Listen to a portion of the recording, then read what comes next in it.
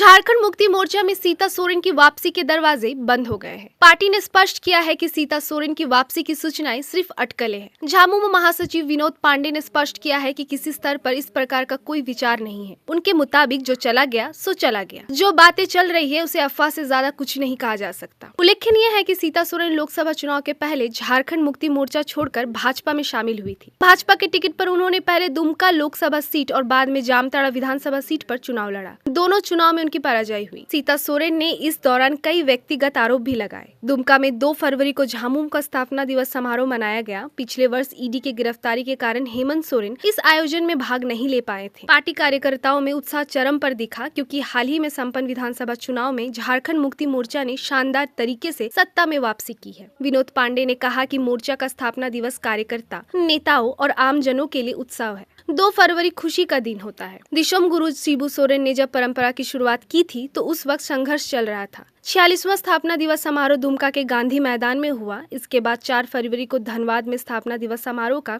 आयोजन हुआ। इस बीच यह चर्चा तेजी से फैली कि सीता सोरेन की झामुमो में वापसी हो रही है। उनका मन बीजेपी से ऊब चुका है, परंतु ये बात झामुमो कार्यकर्ताओं के गले के नीचे नहीं उतर रहा। उनका कहना है कि सीता सोरेन यदि किसी प्रकार पार्टी में वापसी का रास्ता बना भी लेती है तो सोरेन में उनकी वापसी तो असंभव है। ऐसे में पार्टी में भी उनके लिए दरवाजा खुलना मुश्किल ही है। खास तौर पर बीते लोकसभा चुनाव के दौरान जब हेमंत सोरेन जेल में थे तब उनकी पत्नी कल्पना सोरेन ने मोर्चा संभाल रखा था। उस समय सीता सोरेन ने पूरे सोरेन परिवार के खिलाफ जमकर आग उगला था। ये ऐसी बात है जिन्हें सोरेन परिवार आसानी से नहीं भूल सकते। इसीलिए भी झामुमो के तमाम वरिष्ठ नेता सीता सोरेन की वापसी की संभावनाओं से इनकार कर रहे हैं।